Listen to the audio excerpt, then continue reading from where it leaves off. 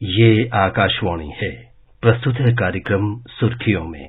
इसके अंतर्गत सुनिए भारत की G20 अध्यक्षता में वित्त मंत्रियों और केंद्रीय बैंक के गवर्नरों की दूसरी बैठक के परिणामों पर चर्चा।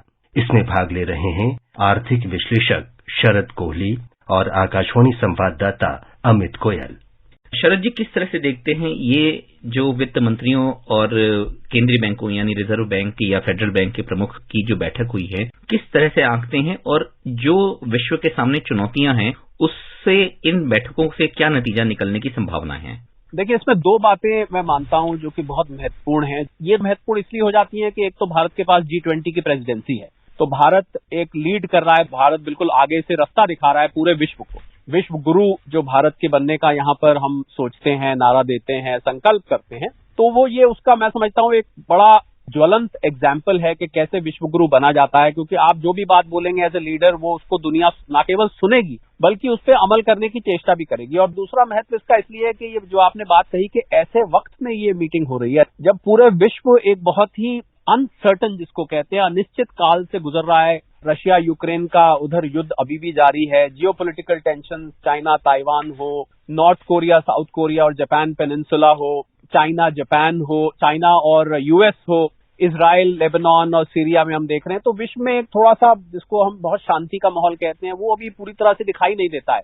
तो इसलिए मैं इस दूसरे बिंदु पर प्रकाश डालना चाह रहा था कि ये दो महत्वपूर्ण कारणों से ये जो मीटिंग हुई है, मुझे लग रहा है उसमें हमारा वित्त मंत्री महोदया जो गई हैं, उन्होंने जो बातें वहां पर उठाई हैं और जिन बातों पे चर्चा हुई है, वो उनका महत्व कई गुना इस वजह से बढ़ जाता है। उदाहरण के तौर पर मैंने आपको जैसे बताया, रशिया यूक्रेन संकट है। इसकी वजह से हमने देखा पिछले 1-1.5 साल से पूरा विश्व महंगाई से त्रस्त रहा, सप्लाई चेन डिसरप्शन दिखाई दी और जो जरूरत का भी सामान था, बहुत सारे विकसित देशों को भी उसमें समस्याएं आई। तो मैं समझता हूं कि ऐसे वक्त में इन विषयों पर इस स्तर पर जब चर्चा होती है तो आपको न केवल, जिसको हम कलेक्टिव विजडम कहते हैं, कि सारे देशों के अपने अपने जो फाइनेंशियल हेड्स हैं वो बैठते हैं वहां पर और वो बैठ के अपने अपने देशों की न केवल बातें करते हैं बल्कि बहुत सारे सुझाव रखे जाते हैं और बहुत सारे विषयों पर सहमति बनती है कि सभी देश यही मानते हैं कि ऐसा होना चाहिए। और जब सहमति बन जाती है तो उसके बाद मुझे लगता है कि निर्णय लेने आसान हो जाते हैं और पूरे विश्व के लिए थोड़ी सी जो ये कठिन डगर है ये कुछ हद तक आसान बन जाती है। तो इन दो कारणों से मैं समझता हूं कि ये बैठक बहुत ही महत्व रखती है एक आम समय के मुकाबले।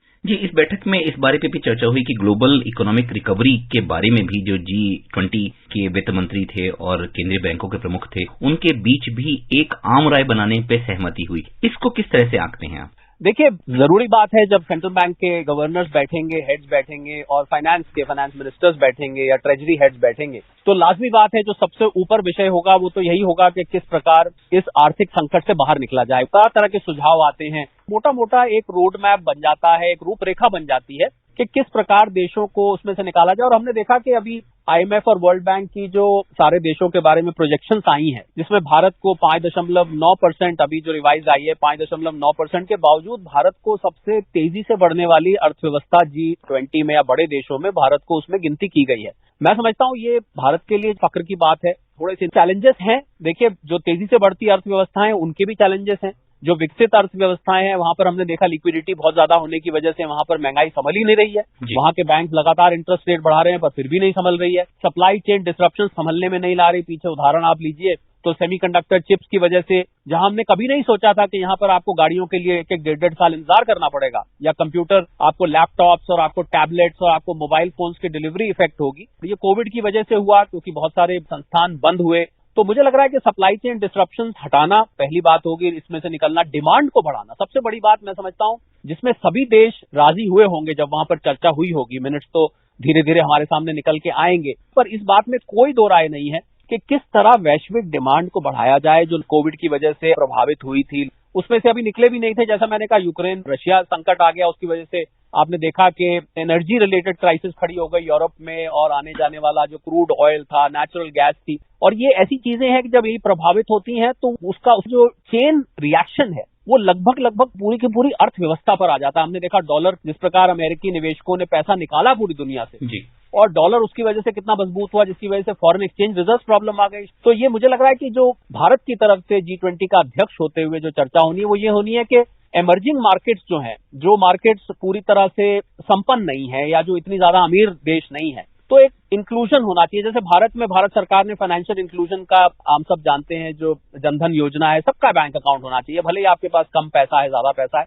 इसी को रेप्लिकेट करते हुए हम वैश्विक स्तर पे लगाएं कि कोई भी योजना, कोई भी परियोजना, कोई भी नीति वैश्विक स्तर पर जब तय की जाए तो उसमें ये ध्यान रखा जाए कि जो वैश्विक बैलेंस डेवलपमेंट हो, कि जो छोटे छोटे देश हैं उनको भी उन योजनाओं का, परियोजनाओं का, उनको वो लाभ मिलना चाहिए, जिसको हम, अगर मैं दो शब्द में कहूं तो इंक्लूसिव ग्रोथ की बात भारत ने उठाई है। और मुझे लग रहा है ये इंक्लूसिव ग्रोथ, जो हम वसुधैव कुटुंबकम की बात करते हैं कि पूरा विश्व एक कुटुंब है, एक परिवार की तरह है, पूरे विश्व के छोटे से छोटे, बड़े से बड़े देश को भी साथ में लेके चलना चाहिए। मुझे लग रहा है ये भारत ने जितनी भी मुद्दे उठाए हैं उसमें ये एक केंद्र बिंदु की तरह रहा। जी, इसमें एक चीज और आई, ये जो strengthening of multilateral development banks, इसके बारे में जो उन्होंने एक एक्सपर्ट ग्रुप भी बनाया जिसमें कैपिटल एडिक्वेसी फ्रेमवर्क के बारे में भी चर्चा की गई। इसके बारे में थोड़ा सा बताएं कि इससे फौरी तौर पे जो इसके सदस्य देश हैं उनको क्या फायदा है, या इन देशों की अर्थव्यवस्थाओं को क्या राहत मिलने की उम्मीद है? बहुत अच्छा आपने सवाल पूछा, क्योंकि एमडीबी जिसको हम करते हैं, मल्टीलेटरल डेवलपमेंट बैंक, हमने देखा अभी जो, अगर आप वैश्विक स्तर पर बैंकिंग प्रणाली की बात करें तो वर्ल्ड बैंक है, आईएमएफ है, एशियन डेवलपमेंट बैंक है, पर इतने ज्यादा अंतर्राष्ट्रीय मल्टीलेटरल डेवलपमेंट जब हम कहते हैं तो इतने ज्यादा बैंक नहीं है। आज अगर श्रीलंका को जरूरत है पैसे की और आईएमएफ ने उसके लिए बेल आउट किया है, और उसकी जो डेट है आगे की, जो उसने उस कर्ज लिया हुआ, उसकी वापसी, हमने देखा फ्रांस और जापान और भारत ने मिलकर एक इनिशिएटिव निकाला, अभी चंद दिन पहले की बात कर रहा हूं, कि भाई हम इनके लोन्स को, इनकी जो कर्जा है उसको रिस्ट्रक्चर करें, क्योंकि ये वापस नहीं कर पाएंगे, और हम पहले देख चुके हैं। तो मुझे लग रहा है जो अभी जो वैश्विक रिक्वायरमेंट है वो ये कहती है कि हमको छोटे छोटे मल्टीलेटरल डेवलपमेंट बैंक्स बनाने चाहिए, जिससे कि जब अलग अलग रीजन्स में जब समस्या आए तो वो बैंक्स उनके लिए, उनके साथ कंधे से कंधा मिला के खड़े हो सके। अगर आप श्रीलंका की बात करें, जिस समय श्रीलंका संकट में था, तो हमने देखा कि पश्चिमी देशों में से ना के बराबर रिस्पांस दिखाई दिया, जबकि भारत एक अच्छे पड़ोसी की तरह साथ में खड़ा रहा, और उसमें चाहे खाने का सामान हो, चाहे दवाइयां हो, चाहे कैश हो, फंड्स हो, डॉलर्स हो, भारत ने पूरी तरीके से मदद करी। तो मुझे लग रहा है ये एक दो देश ह्यूमैनिटेरियन ग्राउंड्स पे मदद करें, इसकी बजाय बेटर ऑप्शन है मल्टीलेटरल डेवलपमेंट बैंक बनाए जाए, जहां पर कैपिटल एडिक्वेसी रेशियो का ध्यान दिया जाए, मतलब जितना वो बैंक अपने लिए सर्जन कर पाता है कैपिटल का अलग अलग देशों से, हम सब जानते हैं आईएमएफ, वर्ल्ड बैंक, ये देशों के योगदान से ही बनता है, और इस कॉर्पस को विश्व के मदद के लिए इस्तेमाल किया जाता है समय समय पर, जैसे जैसे जरूरत पड़ती है। तो इसी प्रकार अगर और भी बैंक्स बन जाए, मल्टीलेटरल डेवलपमेंट बैंक्स और स्थापित हो जाते हैं अलग अलग रीजन्स में, तो मुझे लग रहा है ये सपोर्ट प्रोवाइड करेंगे उन देशों के लिए जिनको सबसे ज्यादा फंड्स की जरूरत होती है, और जो मुसीबत में होते हैं। नेचुरल कैलामिटीज आती रहती हैं, देशों का बहुत भारी नुकसान हो जाता है, कहीं फसल नुकसान हो जाती है, कहीं इंफ्रास्ट्रक्चर का नुकसान हो जाता है, कहीं पर कोई महामारी आ जाती है। ये सब ऐसी चीजें हैं जो देश को विदेशी मुद्रा के लिए मजबूर कर देती हैं, उनको जरूरत पड़ती है, उनको आयात करना है, उनके पास पैसे नहीं है, और हम ये देख चुके हैं। मुझे लग रहा है भारत की, अगर मैं मुहिम को संक्षेप में कहूं, तो एक दूसरे की मदद करना, एक दूसरे को साथ लेके चलना, ये जो भारत में इंटरनल नारा था, सबका साथ, सबका विश्वास, सबको साथ लेके चलने का, मुझे लग रहा है इसको हम ग्लोबल रूप से भी इसको रेप्लिकेट कर सकते हैं, इसको वहां पर लगा सकते हैं कि सबका साथ लेके आप चलिए, जिससे कि विश्व का कोई भी देश पिछड़ ना पाए, एक परिवार की तरह इसको ट्रीट किया जाए। तो मल्टीलेटरल बैंक्स और कैपिटल एडिक्वेसी रेशियो पे बिल्कुल चर्चा हुई। अब आगे इसके नतीजे कैसे निकल के आते हैं, कितने देश इसमें वॉलंटियर करते हैं, इसमें हिस्सा लेते हैं, जो छोटे छोटे इसकी कमिटीज बनेंगी उसमें कौन कौन से देश आगे आएंगे, वो कितना अनुदान देंगे, बहुत लंबी प्रक्रिया है, इतना आसान नहीं है एमडीबी को बनाना। पर एक शुरुआत मैं समझता हूँ डिस्कशन से ही होती है। जब भी आप कोई चीज करते हैं तो उसका पहले चर्चा की जाती है, जब चर्चा से ही शुरुआत होती है, एक रेजोल्यूशन पास किया जाता है, उसी पर फिर आगे एक्शन लिया जाता है। तो एक रोड मैप मैं समझता हूँ इस मीटिंग से निकल कर आएगा, जो कि दुनिया को दिशा दिखाएगा कि किस प्रकार आगे, खासकर जो पिछड़े देश हैं, उनके लिए हमें मदद के लिए हमेशा तैयार रहना चाहिए। जी शरद जी, हमसे बात करने के लिए बहुत बहुत धन्यवाद। अभी आप सुन रहे थे भारत की G20 अध्यक्षता में वित्त मंत्रियों और केंद्रीय बैंक के गवर्नरों की दूसरी बैठक के परिणामों पर चर्चा। इसमें भाग ले रहे थे आर्थिक विश्लेषक शरद कोहली और आकाशवाणी संवाददाता अमित गोयल। ये कार्यक्रम आकाशवाणी के समाचार सेवा प्रभाग द्वारा प्रस्तुत किया गया। इसे आप हमारे mobile app news on AIR और YouTube channel news on AIR official पर भी सुन सकते हैं।